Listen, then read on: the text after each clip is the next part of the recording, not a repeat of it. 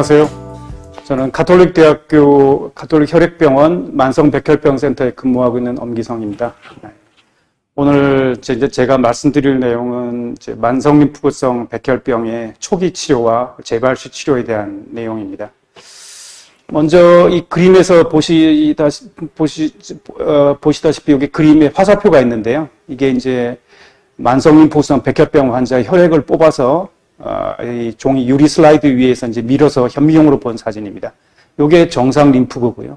화살표로 된 이 림프구는 이 혈액을 유리 슬라이드 위에서 한번 민 건데요. 밀었더니 이 세포질이 다 깨지고 이렇게 이 핵 모양만 이렇게 너덜너덜하게 남은 게 모입니다. 이런 게 이제 전형적인 만성림프구성 백혈병 세포의 모양입니다. 이렇게 한번 만성림프구성 백혈병 세포는 이렇게 생겼다는 걸 보여드리기 위해서 사진을 들고 나왔습니다. 먼저 만성림프구성 백혈병의 치료에 대해서 좀 이해를 하자 그러면 이 질환이 어떤 질환인지 조금 이게 기본적인 이해가 필요할 것 같습니다. 그래서 그 질환에 대한 간단한 소개를 드리고 그다음에 치료에 대로 넘어가도록 하겠습니다. 첫 번째 여기 그림 보시다시피 만성림프구성 백혈병은 그 어떤 병인지는 이 진단명에 다 나와 있습니다. 첫 번째, 만성이라는 말이 붙었으니까 임상 경과가 적어도 며칠, 몇 개월 이렇게 되는 게 아니고 적어도 수년, 길게는 수십 년 동안 지속되기도 하는 그런 경과를 가지고 있다는 뜻이고요. 림프구성이라는 말은 우리 혈액 속에는 혈액세포가 이제 백혈구, 적혈구, 혈소판 세 가지 세포가 있죠. 그 세 가지 세포 중 백혈구, 또 백혈구도 여러 가지 종류의 백혈구가 있습니다. 호중구, 호산구, 호염구, 단핵구 여러 세포가 있는데 그냥 림프구라는 백혈구가 있습니다. 그 림프구에서 생기는 병이라는 뜻이고 특히 조금 이따 다시 조금 말씀드리겠지만 림프구 중에 이제 비림프구에서 생기는 질환이라는 뜻입니다.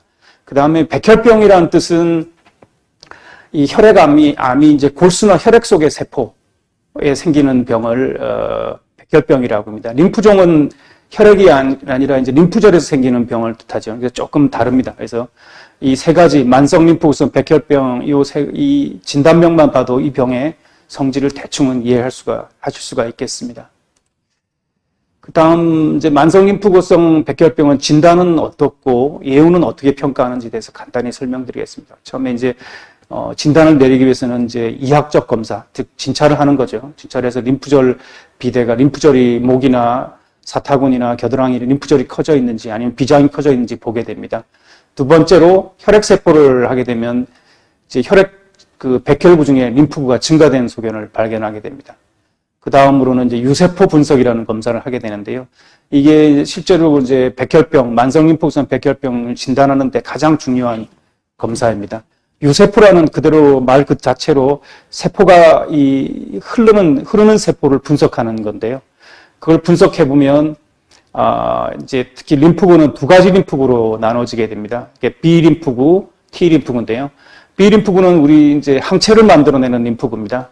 요새 코로나 백신을 맞으면 우리 몸에 항체가 생기느냐 마느냐를 이제 따지게 되는데 이 B림프구가 최종적으로 성숙되게 되면 이제 형질세포로 바뀌게 되고 그러면 이제 항체를 만들어내게 되죠. 그게 B림프구고 또 다른 림프구는 T림프구가 있습니다. 근데 이제 어떤 세포가 B림프구고 어떤 세포가 T림프구냐 그걸 아는 거는 요 유세포 분석을 해서 세포 표면에 이 CD19, 20, 23 이런 물질이 나오면 이게 B림프구구나 알게 되고요. 반면에 CD3, 5, 7 이런 게 나오면 T림프구구나 그렇게 알게 되는 겁니다. 다시 말하면 B림프구에서 나오는 물질 CD19, 23이 T림프에서는 절대 나올 수가 없고요. T림프구에서 나오는 이런 3, 5, 7, 1이 또 B림프구에서 절대 나올 수가 없습니다. 그런데 어떤 환자를 봤더니 림프구가 많이 증가되어 있고 세포를 분석했더니 CD19, 20, 23이 나와서 B림프구구나 우리는 알 수가 있었는데 갑자기 엉뚱하게 이제 T림프구에서 나오는 CD5가 나오게 됩니다. 이런 거는 정상 상황에서는 있을 수가 없는 일이죠. 그런데 이제 비정상적으로 림프구가 높고 이런 비정상적인 림프구가 나올 때 우리가 유세포 분석만으로 우리가 만성림프구성 백혈병으로 진단을 내리게 됩니다. 어차피 이렇게 이제 유세포 분석만으로도 되게 만성림프구성 백혈병은 진단을 할 수가 있고요. 따라서 골수 검사가 이 만성림프구성 백혈병을 진단하기 위해서 필수적인 검사는 아닙니다. 그 다음에 이제 영상의학적 검사는 조금 다음 슬라이드에서 설명드리겠지만 병기를 결정하기 위해서 해야 되고요. 염색체 및 유전자 검사도 마찬가지로 이제 이 환자의 예후, 앞으로 치료를 하게 되면 치료에 대한 반응이 어떨 것인지 뭐 그런 거, 그리고 언제 이 병이 진행의 가능성이 있는지 그걸 알기 위해서 염색체 및 유전자 돌연변이 검사는 필수적인 검사라고 할 수 있겠습니다. 그 다음 이제 만성림프구성 백혈병의 예후를 결정하거나 또 치료를 결정하기 위해서 우리는 병기를 결정해야 됩니다. 급성 백혈병에서는 병기가 없습니다. 없고 고형하면서는 병기가 있지만 만성림프구성 백혈병은 백혈병 중에 이제 특이하게 병기를 가지고 있는 그런 질환입니다. 그래서 이제 이 두 가지 병기 시스템을 많이 쓰는데요. 첫 번째가 라이 병기 시스템, 두 번째가 비네 병기 시스템. 이 병기 시스템을 개발한 의사 이름을 따서 이제 라이하고 비네라는 이름을 붙였습니다. 첫 번째 라이 병기 시스템을 보면요. 처음에 이제 림프구 증가증이 있고, 그 다음에 림프구 증가증만 있고, 다른 아무 이상 소견이 없을 경우 우리는 라이 연기라고 이야기를 합니다. 전체 이제 진단 시 약 한 28%가 라이 연기로 진단된다고 그러고요. 이런 환자는 중앙 생존 기간이 약 150개월, 즉 12년 정도 됩니다. 앞으로 이제 중앙이란 말이 여러 번 나올 텐데요. 중앙이란 말을 조금 이해를 하셔야 됩니다. 예를 들어서 이 환자의 라이 연기를 가진 환자의 중앙 생존 기간이 150개월, 즉 12년이 남짓이다. 그렇게 하면 그게 무슨 뜻이냐면은 지금 현재 라이 연기의 병기를 가진 환자가 만일 지금 현재 100명이 있다. 근데 이 100명의 환자가 뭐 예를 들어서 그 중에서도 아주 뭐 불행히도 한 3, 4개월 만에 먼저 뭐 사망을 하게 된다. 그러면 그 환자를 첫 번째, 그 다음에 또 한 6개월 있던 누가 돌아가신다. 그러면 두 번째. 그래서 이 100명의 환자 중 1번부터 100번까지 돌아가신 순서대로 지금 나열하는 겁니다. 그러면 가운데가 51번째 환자겠죠. 그 51번째 환자가 사망할 때까지 기간이 150개월이라는 뜻입니다. 즉, 우리가 이제, 중앙생존 기간이 150개월입니다. 말씀을 드리지만, 실제로는 아주 운이 안 좋게 3, 4개월, 5, 6개월 만에 돌아가신 분이 있을 수도 있고, 거꾸로 99번째, 100번째는 이게 150개월이 아니라 뭐 20년, 30년이 될 수도 있는 겁니다. 그렇게 이제 중앙생존 기간을 이해해 주시면 되겠고요.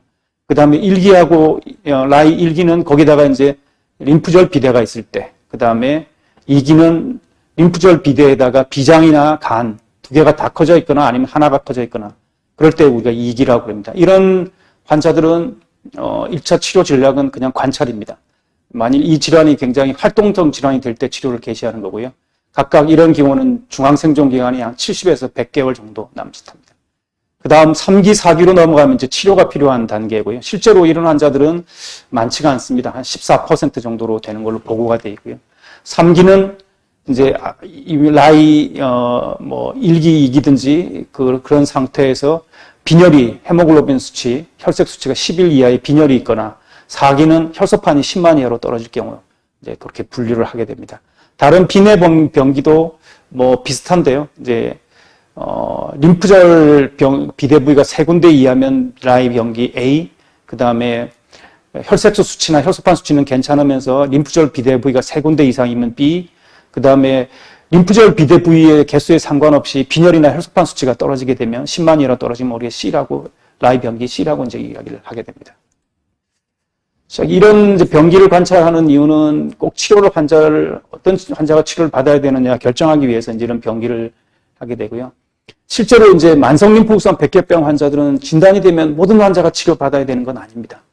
그거에 대한 이제 지침이 있는데요. 2018년도에 국제 만성림프구성 백혈병 워크숍에 이제 전문가들이 모여서 대충의 이런 이제 컨센서스를 만들었습니다. 이 지침은 절대적인 뭐 치료에 대한 방향은 아니고요. 이게 대충 이런 정도의 이제 가이드라인이죠. 가이드라인이기 때문에 절대로 따라야 되는 건 아니지만 상당수의 이제 전문적인 그 만성림프구성 백혈병을 보는 국제적인 전문가들이 이제 이런 경우에 치료를 하는 게 좋겠다, 아니면 좀 관찰하는 게 좋겠다에 대한 공통적인 의견을 제시를 한 겁니다. 왜 이런 지침이 있느냐 하면은 만성림프성 백혈병의 자연 경과는 아래와 같기 때문입니다. 심지어 3분의 1, 만성 백혈병 환자의 3분의 1 정도는 평생 치료가 없고 단순히 추적 관찰만 요하는 경우도 있습니다. 이런 환자들은 평생 뭐 림프 수치만 조금 올라가 있지 아무 문제를 일으키지 않고 평생 지내신다는 겁니다. 오히려 이제 예를 들면 이런 분들은 뭐 돌아가실 때 그 만성 림프우선 백혈병으로 돌아가시는 게 아니고 예를 들어서 심근경색으로 돌아가신다든지 뭐 다른 폐렴으로 돌아가신다 이런 문제로 돌아가시는 거죠. 전혀 치료가 필요 없는 경우가 있고요. 나머지 3분의 1은 진단 시 또는 진단 직후에 치료가 필요한 경우고 또 나머지 3분의 1은 처음 진단 시에는 치료가 필요가 없지만 나중에 이제 질환을 관찰하다 보니까 질환의 진행이 이제 돼서 치료가 필요한 경우가 있기 때문입니다. 그런 이제 2018년도 국제 만성 림프우선 백혈병 워크숍에서 내린 이제 치료 개시에 대한 지침입니다. 이런 경우에는 이제 치료를 시작하는 게 좋지 않겠냐라고 이제 이런 공통적인 의견을 제시했습니다. 첫 번째가 이제 진행성 골수 분열입니다. 즉 골수 내에 이제 비정상적인 림프구가 쌓이다 보니까 정상적인 적혈구를 못 만들어내서 빈혈이 생기고 정상적인 혈소판을 못 만들어내서 혈소판 감소증이 생기는 겁니다. 그 기준은 우리가 빈혈은 혈색소 기준으로 10 이하, 혈소판은 정상 수치가 그리고 15만에서 45만인데요. 10만 이하로 떨어질 때 그렇게 이제 치료를 그런 게 이런 경우에는 골수에서 이제 조혈 기능이 어느 정도 비정상적인 림프구 때문에 떨어졌다, 어느 정도 좀 진행이 됐다고 이제 판단하는 거죠. 단 안정적인 혈소판 감소증은 반드시 치료 조건이 되지는 않습니다. 예를 들어서 혈소판 10만 이하면 치료를 하라고 되어 있는데요. 사실 7만, 8만 이렇게 한 5년, 10년 유지되고 아무 문제가 없는 경우도 꽤 있습니다. 사실 환자 보통 혈소판이 15만에서 45만이 정상이지만 7만, 8만이라고 해서 전혀 문제를 조금 떨어져 있다고 해서 전혀 문제가 되지는 않거든요. 물론 큰 수술을 할 때나 이런 때는 좀 지장이 있지만 일상생활 하는 데는 전혀 문제가 되지 않습니다. 그래서 이제 이런 경우는 안정적인 혈소판 감소증은 치료 개시 조건이 되지 않고요. 단 처음에 왔을 때는 10만이었는데 그 다음에는 9만, 그 다음에는 7만, 5만 이렇게 안정적이지 않고 점점점 감소하는 경우는 치료 개시를 반드시 생각해 보셔야 되겠습니다. 두 번째로는 이제 비장이 굉장히 큰 경우입니다. 이게 이제 우리 몸에 있는 비장인데요. 여기가 이제 늑골연이라고 그러는데 정상적인 비장은 이 늑골 아래로 만져지지가 않습니다. 근데 이제 만성 림프우선 백혈병이 생기면 여기에 이제 비정상적인 림프들이 축적이 되기 때문에 비장이 커지게 됩니다. 그래서 이 늑골연 밑으로 6cm 이상 만져지거나 아니면 점점점 커지거나 아니면 아주 크지 않더라도 이 비장이 커져서 이 비장 옆에 있는 위장을 압박해서 조금만 식사를 해도 배가 더부룩하고 부르다든지 아니면 통증이 있다든지 그런 경우는 치료를 개시해야 됩니다. 다음은 또 비슷하게 이제 이런 크게 림프절이 커지는 경우입니다. 이게 긴 직경으로 해서 장경이 10cm 이상으로 커져 있거나 아니면 점진적으로 커지거나 아니면 증상이 있는 경우에는 치료를 고려를 해보셔야 됩니다. 다음 네 번째로 이제 점진적인 림프구의 증가입니다. 당연히 이제 만성 림프우선 백혈병은 대부분이 이제 림프구가 증가돼서 진단이 되는 경우가 많으니까 림프구는 증가되어 있는 거는 당연히 있는 현상입니다. 그렇다고 이제 림프구가 증가되어 있다고 해서 반드시 치료를 해야 되는 건 아니고요. 2달에 걸쳐 50% 이상 증가됐다. 처음에 왔을 때 림프 수치를 재봤더니 한 4만이었는데 한 2달 있다가 봤더니 4만에 50% 증가하면 6만 이상 증가되는 경우. 아니면 처음에 3만이었는데 나중에 한 3, 4개월 있다가 봤더니 7만, 8만이 돼서 림프 수치가 2배가 되는데 6개월이 안 되는 그런 점진적인 림프구의 증가 또는 이제 이 자가 면역성 빈혈 또는 혈소판 감소증이 생기는 경우가 있습니다. 이런 이제 비정상적인 림프구에서 항체를 만들어내고 그 항체가 우리 몸에 있는 적혈구나 혈소판을 공격하는 자가 면역성 빈혈이나 혈소판 감소증이 있는데 이는 대개 스테로이드를 라는 호르몬을 쓰면 잘 듣는데요. 이게 듣지 않는 경우에는 고려를 해봐야 됩니다. 그 다음에 이제 증상을 유발하는 림프절 밖에 부위 침범, 예를 들어서 이런 림프구가 이런 척추를 침범해서 척추에 통증이 온다든지 그런 경우에는 치료를 고려를 해보셔야 되겠습니다. 그 다음 마지막 이제 일곱 번째는 이런 경우는 이제 환우분 본인 자체가 이제 느낄 수 있는 경우입니다. 첫 번째가 이제 질환과 관련된 증상이 있는 경우인데요. 첫 번째가 이제 의도하지 않은 체중 감소. 이전 6개월 이내에 체중이 10% 이상 빠진 경우를 이야기합니다. 예를 들어서 70kg인 사람이면 7kg 빠졌다든지 이게 이제 다이어트를 한다든지 운동을 아주 열심히 해서 이런 의도를 해서 빼는 체중 감소가 아니고 그런 거 없이도 체중이 저절로 빠지는 경우입니다. 그다음에 이제 심각한 피로.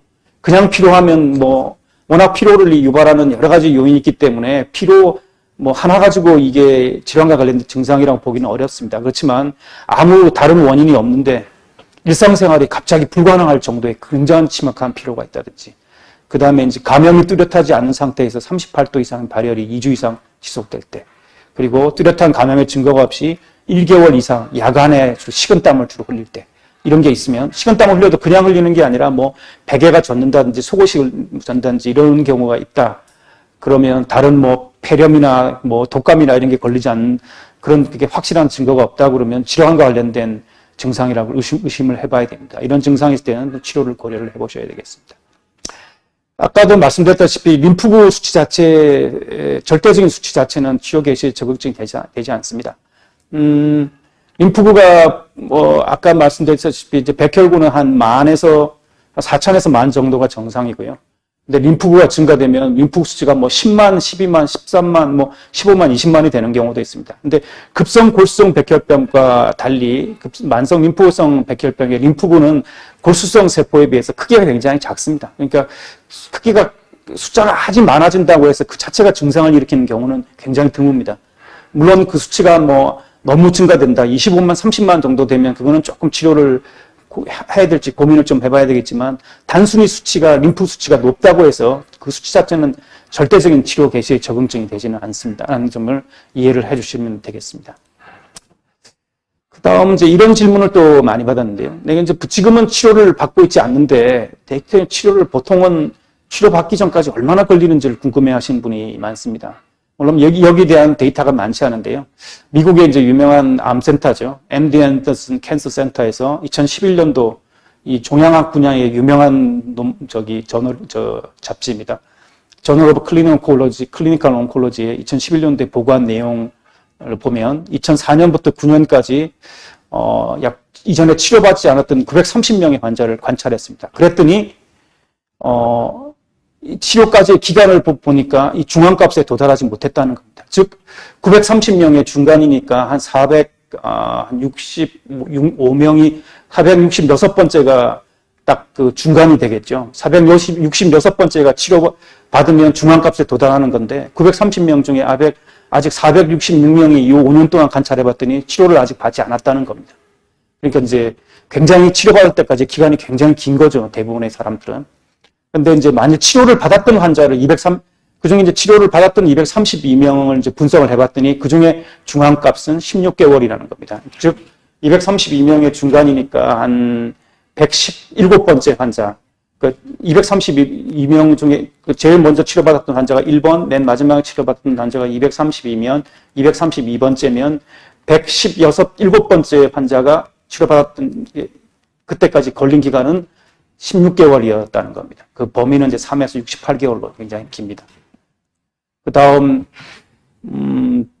이 만성림프구성 백혈병에 예후에 영향을 미치는 인자를 우리 만성림프구성 백혈병 국제 예후 지수라고 합니다. 이제 그런 거를 이제 따지면 예후도 어느 정도 알 수가 있고, 치료를 언제 해야 될지도 우리가 대충 알 수 있고, 또 이 치료 진행까지의 시간이 도대체 얼마나 걸리는지도 예측할 수가 있습니다. 그 안에 들어있는 요소를 보면 TP53이라는 유전자가 있습니다. 그런 유전자 기능이 이상이 있는지, 그 다음에 이 면역글로불린 중사설 가변 영역, 말이 좀 어려운데요. 이런 돌연변이가 있는지 이제 보는 겁니다. 면역글로불린이라는 건 우리 몸의 항체를 뜻합니다. 항체가 이제 가벼운 사슬이 있고 무거운 사슬, 영어로 이야기하는 헤비 체인과 라이트 체인이 있는데요. 그 헤비 체인의 가변 영역을 만들어내는 유전자가 있습니다. 거기에 돌연변이가 있는지 없는지 보는 거고요. 그 다음에 베타2 마이크로글로빈이라는 이제 혈청 내 단백질 수치가 높으면 안 좋은 걸로 되어 있습니다. 그래서 그 다음에 병기도 당연히 라이 1기에서 4기 또는 BC, 0기보다는 1기, 4기가 안 좋다는 거죠. 그리고 B내 0기보다는 A기보다는 BC기가 안 좋다는 거고요. 연령은 65세 이상이면 또 안 좋다는 거에서 점수를 1점. 그래서 여기 TP53 유전자 돌연변이 뭐 결손 있으면 4점이 되는 거고요. 이게 면역글로빈 중사설 가변 영역에 돌연변이가 없으면 2점입니다. 있으면 0점이고요. 베타2 마이크로글로빈이 3.5가 넘으면 2점. 그리고 라이 1기에서 4기, B내 B에서 C기가 이면 1점. 65세 이상이면 1점. 65세 미만이면 0점이 됩니다. 그래서 이제 그런 범주를 가지고 이렇게 쭉 나눴는데요. 이런 거에 점수를 따져서 점수가 0에서 1점이면 5년 내 전체 생존율이 93.2%, 즉 100명 중에 93명 이상은 그냥 뭐 생존해 있다는 겁니다. 이런 경우는 당연히 이제 치료하지 말라고 돼 있고요. 중간위험군, 고위험군은 이렇게 수치가 떨어집니다. 그래서 초고위험군, 이런 걸 점수를 따져서 7점에서 10점인 경우는 5년 후에 생존율이 23.3% 돼 있고요. 만일 치료가 필요한 경우는 항암 치료하는 것보다는 신약이나 혹시 더 효과적인 약이 혹시 더 있을지 모르니까 신약이나 이제 임상시험을 이제 권하고 있습니다. 그 다음 이제 아까 이야기한 그 만성림프구성 백혈병 국제예우 지수를 가지고 이 5년 동안 이렇게 진단을 받고 5년 동안 치료 없이 치료를 할 수 있는, 치료가 필요할 때까지 이제 진행하지 않고 있을 확률을, 가능성을 또 분석한 내용이 있습니다. 2016년도에 이제 미국 혈액학회 학회지에 보게 된 건데요. 이거는 이제 빈의 A기, 그러니까 A기 아주 초기의 환자를 이야기하는 거죠. 당연히 빈의 B, C기 되면 치료를 그런 진행된 경우니까 치료를 필요한 경우니까 그런 환자들은 배제를 하고 아주 초기의 환자들, A기를 환자를 가지고 5년 동안 337명의 A기 환자를 가지고 분석을 해서 국제예우 지수에 따라 이렇게 나누니까 5년 동안 치료 없이 진행하지 않고 있을 확률을 분류가 가능하더라는 겁니다. 그래서 이제 국제예우 인사로 그 저위험 경우에는 5년 동안 한 100명 중에 85명이 저위험군에 해당되는 경우는 85명은 치료가 필요 없었다는 거죠. 그 다음에 중간위험군은 66명. 고위험군의 경우는 이제 한 절반 정도가 이제 치료를 해야 된다. 그 1차 치료까지의 기간을 보면 이 저위험군이나 중간위험군은 중앙값에 도달하지 못했다는 거죠. 즉, 이게 만일 저위험군 환자 100명, 중간위험 환자 100명 있으면 51명째까지도 아직 치료가 진행을 안 했다는 거죠. 그리고 이제 고위험군에서는 1차 치료까지의 기간의 중앙값이 54개월에 있다는 것을 예측할 수가 있었습니다. 자, 지금부터는 이제 만성림프구성 백혈병의 1차 치료에 대해서 말씀을 드리고자 합니다. 이제 아까 말씀드렸다시피 30%의 환자는 관찰을 하고 나머지 30%는 치료 후 직접 이제 바로 치료가 들어가고 나머지 또 30%는 이제 관찰하다가 치료에 들어가는 그 조건에 아까 말씀드린 만성림프구성 백혈병 국제 워크숍에서 제시한 가이드라인에서 치료를 시작하게 됩니다. 근데 치료를 시작하게 되면 지금 한국에서 인정받은 1차 치료제로 유일하게 인정받은 약 중에 하나가 이제 항암면역화학요법입니다. FCR 요법이라고 그러는데, 그거는 이제 그 FCR 요법에 들어가는 항암제 약의 이제 머리 글자를 따서 FCR 해서 FCR 요법이라고 그러고 매 28일마다 6 이제 항암 치료를 이제 반복을 하게 되고 6번 반복하는 게 이제 현재 표준 치료로 되어 있습니다. 전체 반응률이 95%, 완전 반응률이 72%입니다. 완전 반응률이 72%라는 거는 CT를 찍고 골수 검사를 하고 혈액 검사를 해도 만성림프구성 백혈병의 증거가 전혀 남아있지 않은 경우를 우리가 완전 반응 또는 완전 관해라고 그럽니다. 그런 게 100명 중에 72명이 있었다는 겁니다. 그리고 이제 부분적으로 좋아지는 환자들이 한 23%가 있었기 때문에 전체 반응률은 95%. 그리고 여기다 보시다시피 이게 이제 진행까지의 시간을 나타내는 그래프입니다. 이게 X축이 이게 치료 후에로부터의 시간, 개월수를 나타내는 거죠. 그러니까 지금 요게 한 60개월이니까 5년입니다. 그러니까 지금 요거는 진행하지 않고 남아있는 환자들의 비율을 나타낸 건데요. 즉, 중앙값이니까 절반이죠. 50% 환자가 재발할 때 진행할 때까지 기간을 보면 여기 쭉 따지고 보면 여기 한 60개월이 조금 안 되죠. 58.2개월이라는 겁니다. 진행까지의 기간의 중앙값은 58.2개월이고 전체 5년째 따져보면 전체 생존율은 여기 쭉 따져가 보면 79%입니다.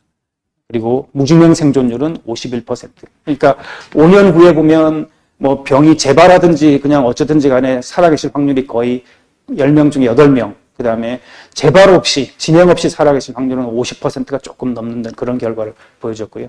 특히, 여기도 보였지만, 여기 제일 성적이 좋은 게 여기 있습니다. 잘 안 보이시겠지만, 아까 말씀드린 면역글로불린 중사설 가변 영역 유전자 돌연변이가 있는 경우가 아까 기억나실지 모르겠지만 예후가 좋다고 말했습니다. 그 환자들은 지금 여기 보면 생존율 곡선이 다른 경우에서는 이렇게 계속 시간이 지나면서 떨어집니다. 떨어진다는 거는 재발을 한다든지 뭐 돌아가신다는 뜻인데 여기는 1.6년 정도 지나면 거의 이게 떨어지지 않고 쭉 일직선이 됩니다.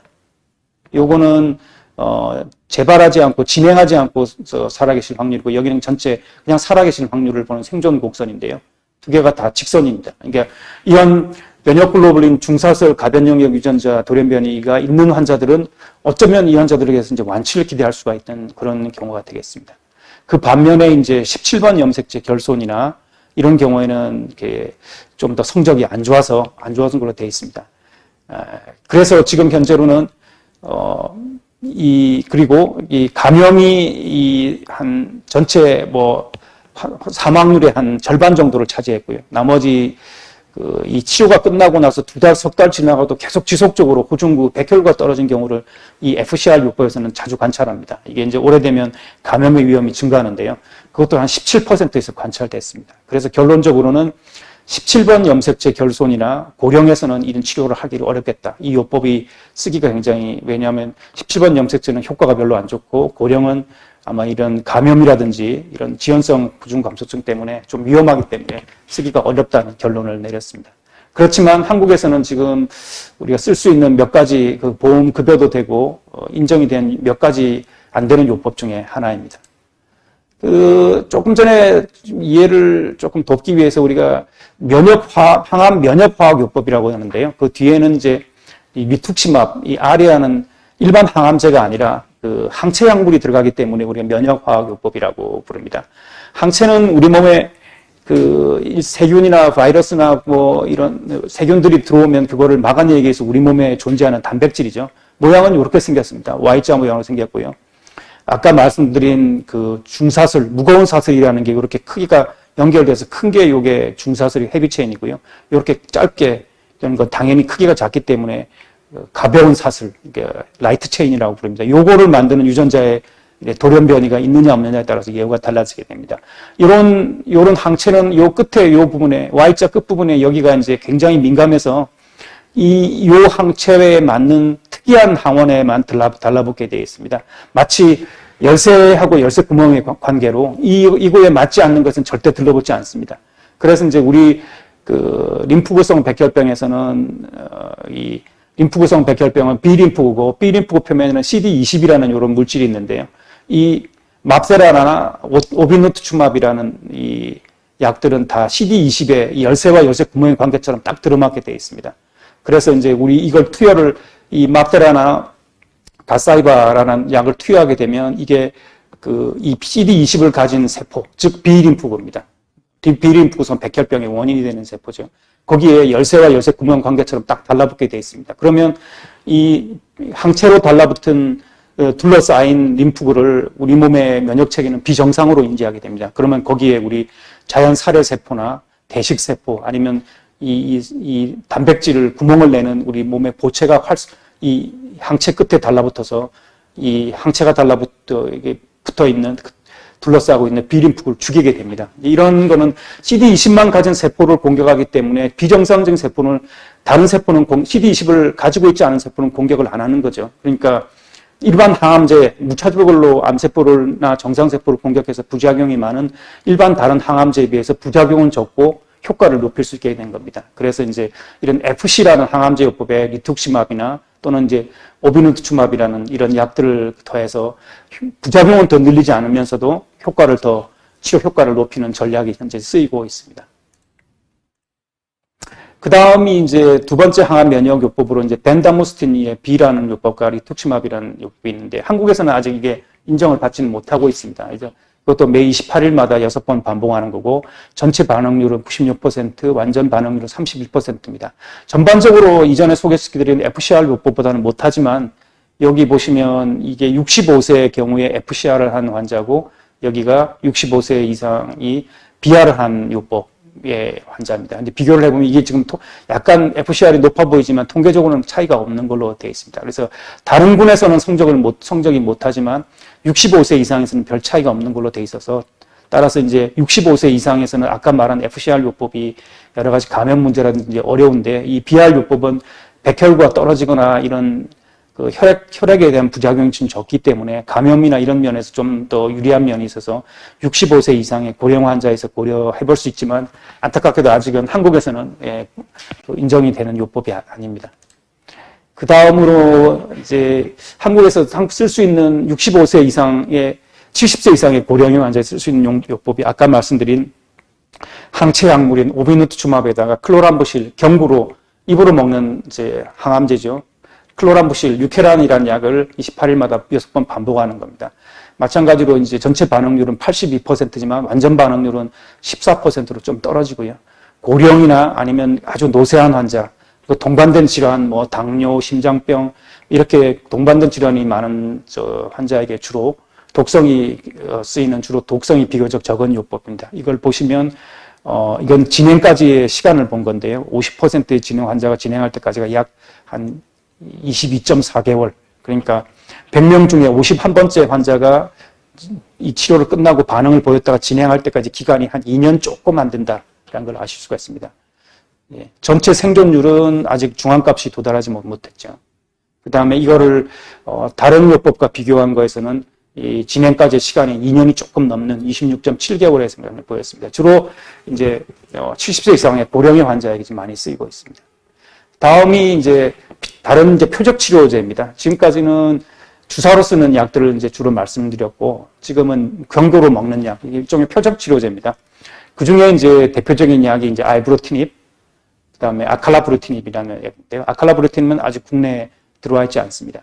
이 아칼라브루티닙이나 이제 아이브로티닙이라는 약은 이제 그 영어로 이제 BTK 억제제라고 그럽니다. 이게 BTK가 브루톤 스타이로진 카이네즈의 머리 글자를 따서 이제 말했는데요. 이게 BTK 요게 이제 B림프구의 표면을 그린 겁니다. B림프구 발달에 굉장히 결정적인 역할을 하고 세포 표면의 수용체로부터 이 세포가 발달하고 자라라는 B림프구가 자라라는 신호를 안으로 그 세포 내로 전달하는 역할을 하는 중요한 물질이 BTK 하는 물질이 BTK인데요. 이를 선택적으로 이제 물론 주로 이제 억제하는 약이 이 아이브로티닙과 아칼로브루티닙입니다. 당연히 이제 BTK가 없는 T림프구라든지 아니면 BTK가 없는 보통 세포, 정상 세포는 공격을 안 하게 되니까 당연히 이제 부작용 면에서는 이게 광범위하게 나타나지 않고 일부 국한돼서 이제 B림프구에서만 효과를 나타내는 그런 일종의 표적 치료제라고 생각을 하시면 되겠습니다. 이 제일 먼저 개발된 약이 이제 아이브로티닙입니다. 그 레조네이트 2라는 연구에서 이 아이브로티닙하고 기존에 쓰던 이제 클로람부실이라는 먹는 약을 비교를 했는데요. 65세 이상의 환자가 포함됐고, 그 다음에 65세 이상 환자하고 17번 염색체 결손, 그건 아직 예후가 안 좋다고 말씀드렸죠. 제외를 해서 연구를 했습니다. 그랬더니 지금, 한 86% 정도의 환자가 완전 관해율을 보여줬고요. 전체 반응률을 보여줬고, 지금도 보였습니다. 이게 이제, 그리고 그 반면에 클로람부실은 반응이 30% 정도밖에 안 되는 굉장히 나쁜 성적을 보여줬습니다. 2년 내에 관찰해 봤더니, 2년 내 98% 환자들이 아이브로티닙을 잘 먹고 생존해 계시더라는 겁니다. 그러니까 뭐 대부분의 결과가 좋았고요. 다음에 5년째 지켜봤더니 한 70% 환자는 재발하지 않고 그대로 잘 살아 계시다라는 결과를 보여줬고, 반면에 이제 루케라를 먹었던 환자는 12%밖에 나머지 11% 환자만 재발하지 않고 잘 생존해 계시더라는 그런 결론을 얻었습니다. 그래서 이 결론은 아까 말씀드렸다시피 예후가 안 좋은 면역글로불린 중사슬 가변 영역 유전자 돌연변이나 11번 염색체 결손 여부에 없이 이런 나쁜 요소가 있어도 우월한 생존권을 보여줬고, 특히 연구기간 중 보면 거의 10명 중에 9명은 아이브로티닙을 계속 복용을 했다. 나머지 13%는 복용 못했다는 건데, 나머지 13%는 병이 이제 약을 먹음에도 불구하고 진행을 하거나 아니면 독성 때문에 약을 못 먹는 환자가 13%밖에 안 됐다는 뜻이죠. 두 번째로는 이제 이거를 조금 더 연장해서 65세 이상도 포함되고 돌연변이 여부 없이 다 포함시킨 연구가 있었습니다. 8년 이상 관찰했더니 전체 반응률은 87%, 완전 반응률은 35%였습니다. 그럼 7년 전체를 봤더니 84%가 살아계셨고, 그 다음에 83%가 병이 진행하지 않고 재발도 하지 않고 살아계셨다는 겁니다. 이제 부작용이 조금 있을 수가 있는데요. 이제 고혈압이 28%, 폐렴 23%, 호중구 감소증 18%인데 이게 이제 뭐 대부분의 이제 부작용은 이게 제가 이건 좀 설명을 잘못 드린 것 같습니다. 중증은 아니고 일반적으로 부작용이 나타나는 경우가 이거고요. 대부분의 경우는 이제 고혈압을 제외하고는 시간이 지나면수록 이런 부작용은 감소한 걸로 돼 있고, 실제 이제 중증 부작용을 관찰했더니 심실세동이 한 4%, 출혈이 6%, 특히 이제 피부 출혈이 조금 관찰되는 경우가 있었습니다. 특히 이제 피부, 목욕할 때 어디 피부에 자극을 주면 피부 출혈을 한다든지, 관절통이 2%, 그리고 근육통이 1% 정도 관찰된 바가 있습니다. 그 다음에 이제 아직 국내에는 들어오지 않았지만 아칼라브루틴이라는 이제 1세대가 아니라 2세대 그 BTK 억제제가 지금 나와 있습니다. 이게 BTK라는 걸 우리가 이제 이런 아칼라브루틴이나 약을 쓰면 우리가 목적으로 하는 BTK 단백질에만 딱 달라붙어서 효과를 나타내야 되는데, 모든 약이 그렇다시피, 딱 100% 거기에만 달라붙지 않고 다른 엉뚱한 단백질에 달라붙어서 효과를 나타내기도, 부작용을 나타내기도 합니다. 이제. 그런데 이런 아칼라브루틴이라는 1세대 아이브루틴보다 이런 택 단백질보다 BTK, 우리가 원하는 BTK에만 더 친화도가 높아서 거기만 잘 달라붙어서 효과를 나타낸다는 뜻이죠. 그런 이런 연구가 있었는데요. 65세 환자까지 포함됐었고, 이런 해봤더니 전체 반응률이 80%고, 30개월 동안 진행하지 않고 살아계셔 생존했을 확률이 82%, 그리고 유전자 돌연변이, 나쁜 유전자 돌연변이 있어도 당장 효과적이었고, 중증 부작용은 마찬가지로 심실세동, 출혈, 고혈압 등이 있었는데, 이게 아직 아이브로티닉과 절대적인, 직접적인 비교가 없기 때문에, 이게 이제 택 단백질에 더 친화도를 보여서 부작용이 더 적을지는 안 적을지는 이거는 직접적인 아이브루틴입과 아칼라브루틴의 비교가 연구가 있어야 알 수 있을 것 같습니다. 다음은 1차 치료 중에 또한 다른 표적 치료제인 베네토클락스에 대해서 말씀을 드리겠습니다. 우리 몸의 세포는 세포가 만들어져서 일정 시간이 지나게 되면 이 세포가 기능을 다하게 되면 우리 몸에서는 저절로 너는 기능을 다했으니 너는 사멸하라. 그는 세포 사멸의 신호가 가게 되어 있습니다. 그 신호를 주는 물질이 이런 프로에파프토틱 프로틴 이런 단백질이 있는데요. 이런 단백질이 있는데 만성 림프구성 백혈병이나 여포성 림프종 같은 이런 림프종에서는 이런 BCL2라는 단백질이 굉장히 많이 발현되어 있습니다. 이 BCL2라는 단백질 하는 역할이 뭐냐면은 이런 우리 몸의 세포가 죽으라는 단백질을 자기가 이 단백질이 역할을 못하도록 자기가 품고 있게 됩니다. 그러면 이 단백질이 기능을 못하기 때문에 세포가 안 죽고 오랫동안 살아남게 되는 겁니다. 그래서 이제 백혈병 세포가 되고 암세포가 되는 거죠. 근데 이제 베네토클락스라는 이 물질은 이런 단백질이 이 세포가 죽게 하는 단백질이 이게 BCL2 단백질이 붙는 장소에 지가 대신 들어가서 들러붙게 됩니다. 그러면 요 세포가 죽게 하는 단백질이 여기에 달라붙어서 숨어있지 못하기 때문에 이게 밖으로 노출되게 되죠. 그러면 이 노출된 단백질이 그대로 세포 사멸을 일으키게 되는 겁니다. 그런 물질이 이제 처음으로 개발된 물질이 베네토클락스라는 물질이고요. 그거를 아까 말씀드린 이제 그 항체, 오비누투춤ab이라는 항체 약물과 이제 같이 병용해서 쓰는 요법이 1차 치료로 지금 인정이 되어 있습니다. 아직은 한국에는 국내는 들어와 있지는 않지만 이 요법의 장점은 고정 치료 기간이라는 겁니다. 이제 1년 내지 2년, 어떤 경우는 1년 치료할 수도 있고 어떤 경우는 2년 치료할 수도 있다는 겁니다. 이전에 말씀드린 아이브루틴이나 아칼라브루틴이나 이런 약들은 이게 이제 질병이 진행하거나 아니면 재발하거나 독성 때문에 못 먹을 때까지 계속 오랫동안 쓰는 거거든요. 기한이 정해져 있지 않습니다. FCR 요법은 28일 간격으로 6회해서 6개월이고 끝나지만요. 그렇지만 이제 이 요법은 고정 치료 기간, 최소 잔류 질환이라고 좀 이따가 설명드리겠지만 거기에 따라서 1년을 하든지 2년 하든지 그렇게 되어 있습니다. 전체 반응률은 무려 100%. 모든 환자가 일단은 부분적으로든 완전 반응을 보였던 거고요. 완전 반응률은 70%이고 2년 동안 지켜봤더니 90.6%에서 병이 진행하지 않고 생존해 있더라는 겁니다. 이제 요거는 이제 미세 잔류 질환을 이야기한 건데요. 우리가 이 항암 치료, 약물 치료라고 좋아졌는지 안 좋아진지는 CT도 찍고 골수 검사도 하고 혈액 검사도 하지만 거기서 검출돼서 좌작답으로 이야기하는 거는 적어도 전체 세포 중에 암세포가 100개 이하로 줄어들게 되면 대개 이제 그런 완전 반응이라든지 그걸 보이게 됩니다. 완전 관해를. 근데 이제 여기 이제 미세 잔류 질환이라는 그런 거는 뭐냐면은 좀 더 정밀하게 분석해서 10,000개의 세포 내에 하나 이하의 암세포가 발견되게 되면 그걸 우리가 최소 잔류 질환이 없다라고 표현하게 됩니다. 근데 이제 이런 걸 보면 이거는 이제 이 베네토클락스 플러스 오비노투스밥 요법을 하고 쭉 관찰을 치료 끝나고 3개월 후에 관찰했더니 무려 70%에서 미세 잔류 질환이 음성이 나오더라는 거죠. 그 다음에 골수에서 봐도 78, 80, 70%에서 미세 잔류 질환 음성이 나오라는 겁니다. 이게 이제 무진행 생존율, 병이 재발하지 않고 하느냐 안 하느냐하고 굉장히 깊은 연관관계가 있기 때문에 최근에는 이제 만성림프우선 백혈병에서 미세 잔류 질환이 양성이냐 음성이냐 똑같은 완전 반응을 보이다 하더라도 미세 잔류 질환이 양성이냐 음성에 따라 또 예후가 무진행 생존율이 다르기 때문에 굉장히 중요시하게 하는 데인데 이 면에서 굉장히 높은 성적을 보여줬습니다.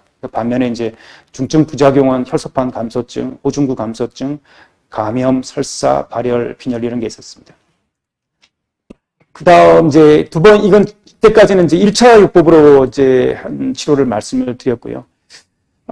현재 이제 1차 치료 요법을 주로 이제 좀 요약을 하자 그러면 현재까지의 요법으로 봐서 만성림프성 백혈병이 항암 치료만으로서는 완치를 기대하기는 쉽지가 않습니다. 끝까지 뿌리가 남는 경우가 많고요.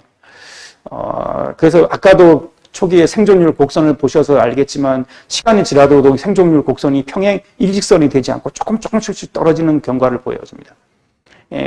보통의 급성 백혈병이나 아주 공격적인 림프종은 3년 내지 5년 봐가지고 생존율 곡선이 더 이상 떨어지지 않으면 거의 우리가 완치에 가깝다고 이야기를 합니다. 왜냐하면 그 이후로는 재발하는 환자들이 굉장히 드물기 때문에 그런데요. 이런 이제 만성 림프성 백혈병이라든지 아니면 여포성 림프종이라든지 이런 굉장히 이 병의 경과가 완만하고 천천히 진행하는 림프종은 5년이 지나서도 꾸준히 재발을 경험하게 됩니다.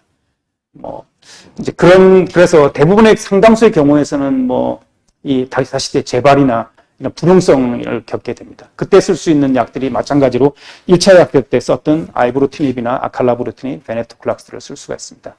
여러 가지 이제 치료 성적이 쭉 나와 있는데요. 재발했을 때 아이브로티닙을 쓰더라도 성적은 상당히 좋습니다. 전체 반응률은 89%. 근데 완전 반응 관해율이 조금 떨어지긴 하는데요. 거의 90%에서 반응이 오고 무진행 생존율이 약 4년 한 5개월 정도 되고 전체 생존율은 7년째 보니까 한 55% 이상이 재발하는 환자한테 써도 이렇게는 되더라는 겁니다. 또 다른 연구에서는 보니까 이제 다른 오파툼묵이라는 약과 이제 비교를 했는데요. 무진행 생존은 도달하지 않았고 1년째 90% 생존한 게 돼 있었습니다. 이것도 다 아이브로티닙, 두 개가 다 아이브로티닙인데 완전 관행률은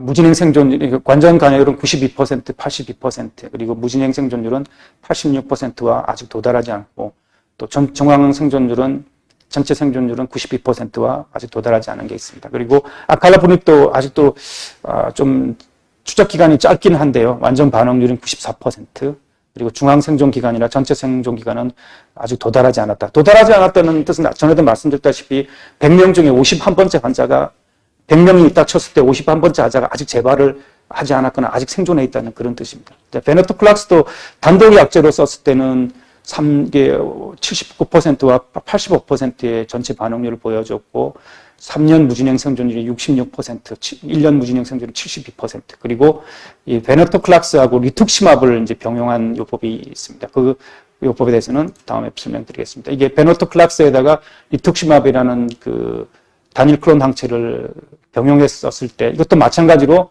아까 말씀드린 이런 약제들은 아이브로티닙이나 아칼라브로티닙 이런 약들은 다 이 재발이나 다시 또 병이 진행하거나 독성 있을 때까지 무한정 약을 쓰는 건데요. 이게 이제 베네토클락스 플러스 리툭시맙 요법은 2년 동안의 고정 기간에 치료를 하는 겁니다. 그리고 이때 이제 194명을 봤는데 이게 치료 끝나고 24개월째 보니까 아까 이야기 드린 이 미세 잔류 질환 음성이 이게 한 거의 50% 정도는 아직 관찰되고 있다는 겁니다. 그래서 이런 미세 잔류 질환이 요게 지금 음성인 환자고 이게 여기 MRD가 그 미세 잔류 질환이 양성인 경우고, 요거는 완전 관해를 보이면서 미세질환이 음성인 경우 성적이 아주 좋았습니다. 이게 거의 뭐 한 3년 지나서도 그 병이 진행하지 않고 있을 확률이 거의 90% 가까울 정도로 굉장히 좋았습니다.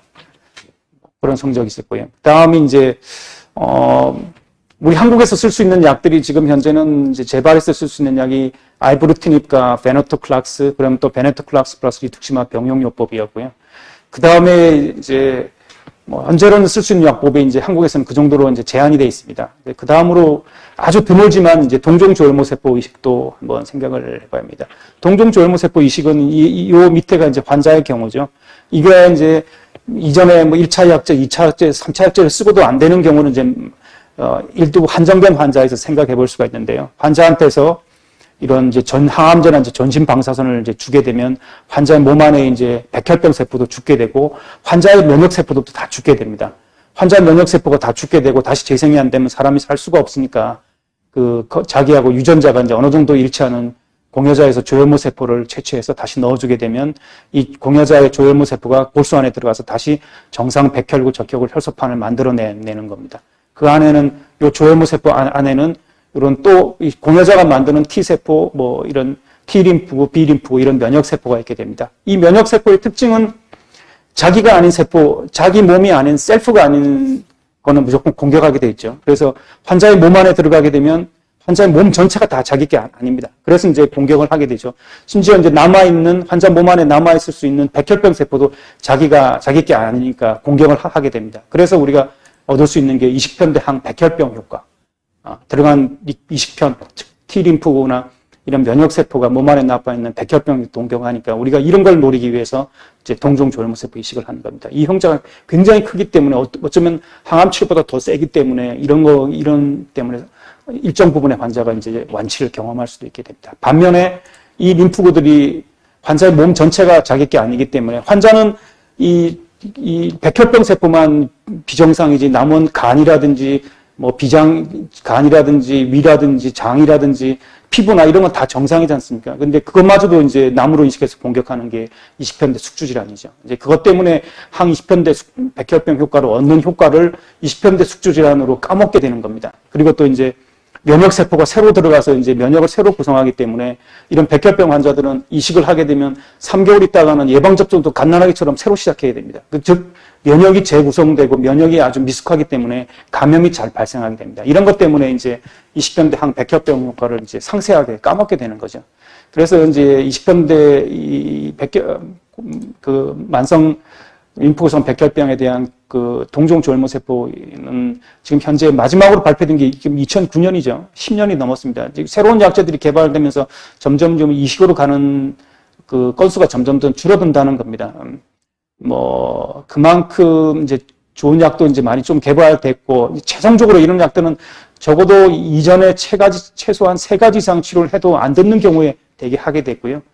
이제 근데 이식 관련 사망률이 만만치가 않습니다. 적게 보고된 데는 뭐 한 17%가 보고된 바, 그러니까 많이 보고된 데는 한 3분의 1 정도가 이식은 잘해서 병은 재발하지 않았는데 이식 자체의 부작용 때문에 사망하는 경우를 겪게 됩니다. 그리고 이제 전체 무진행 생존율은 한 40%를 채 못 넘는 걸로 아직은 돼 있습니다. 아직 이제 이 그러니까 뭐 쉽게 말하면 동종조혈모세포 이식은 우리가 하고 싶어서 하는 게 아니라 어떤 이제 2차 항암 치료나 뭐 이런 2차, 3차 사실을 했는데도 듣지 않는 경우에 최후의 이제 선택해 볼 수 있는 마지막 방법이 되겠습니다.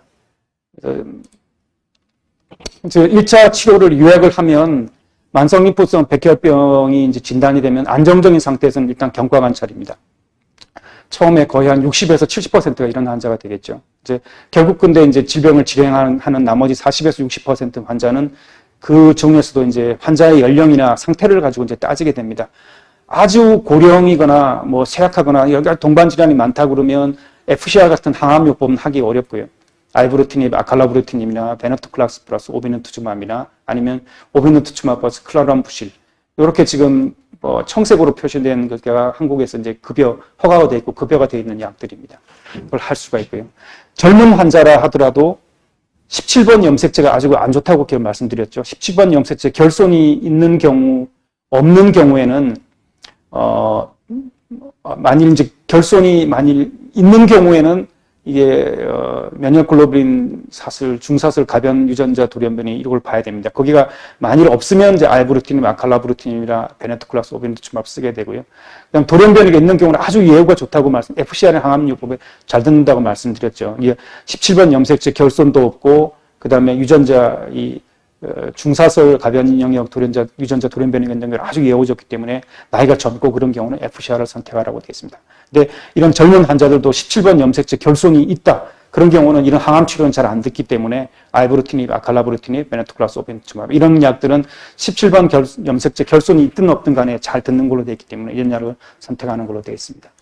아니면 이제 재발하는 경우에는 이게 이제 미국의 내셔널 컴프레hen시브 캔서 네트워크 가이드라인입니다. 미국 그 종합 암 네트워크인데요.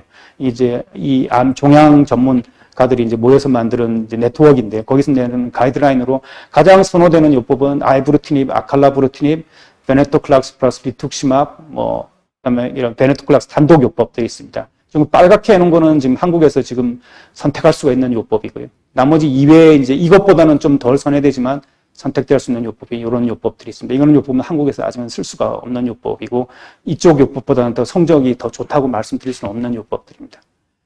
그래서 이제 현재 지금 한국에서는 어떤 약들을 쓸 수가 있느냐, 허가 및 건강보험 급여 사항에 대해서 말씀을 드리겠습니다.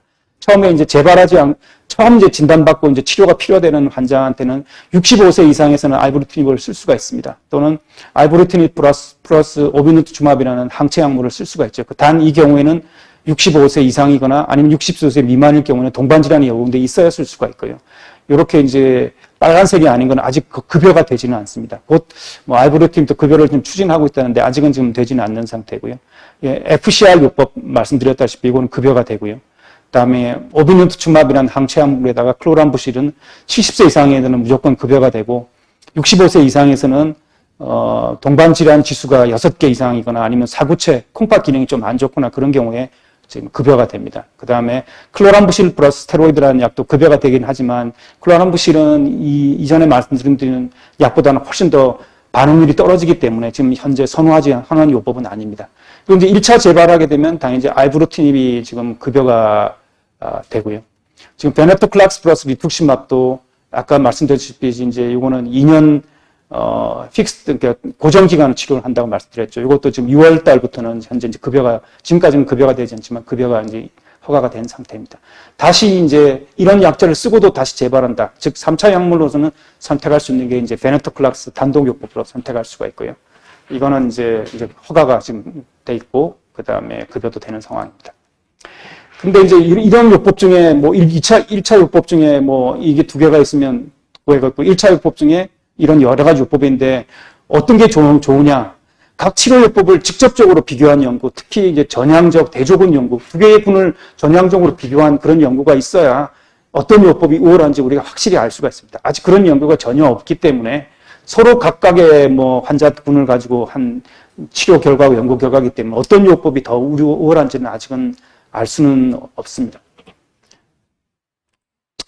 그 다음 이제 여러 가지 또 궁금해 하시는 게 지금 이제 코비드-19, 만성인프루언자 백혈병 환자들 코비드-19 백신을 맞아야 되느냐 말에 대한 이야기가 많습니다.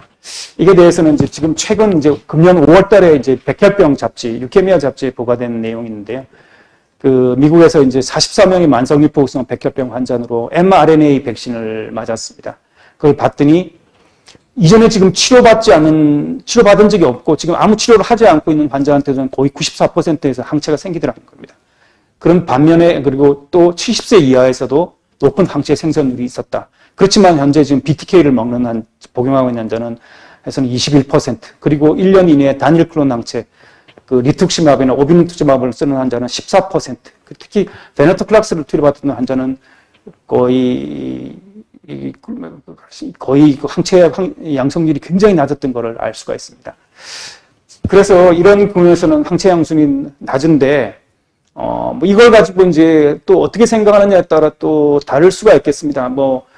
누가 이제 그런 이야기를 하더군요. 이게 그 물잔에 물이 반이 차 있으면 어떤 사람들은 이걸 반씩이나 차 있네 그러고 어떤 사람은 반밖에 안 차 있네 그렇게 이야기하는 경우도 있죠. 21%라도 생기면 안 생기는 것보다 낫지 않느냐 해서 특별히 문제가 되지 않으면 이제 BTK 복용을 주기라도 이게 맞는 게 더 유리하다 생각될 때는 맞는 게 좋겠습니다. 특히 또 이 결과를 보면 만성림프구성 백혈병 환자가 코비드-19 그 코로나 바이러스 감염이 됐던 경우 보면 특히 이 정상인 경우 치료를 하든 안 하든 지금 치료를 받고 있는 환자든 아니면 치료가 필요 없는 환자든 간에 그 코로나 바이러스 백신에 코로나 바이러스 감염됐던 경우에는 그 예후가 더 안 좋았던 그 경우가 많이 지금 보고가 되고 있습니다. 그래서 뭐 이런 경우라도 뭐 특히 고령의 환자의 경우에는 뭐 코비드 백신을 크게 문제가 되지 않는 그 금기가 아니라 그러면 맞는 것도 고려해 보시는 게 좋을 것 같다는 생각이 듭니다.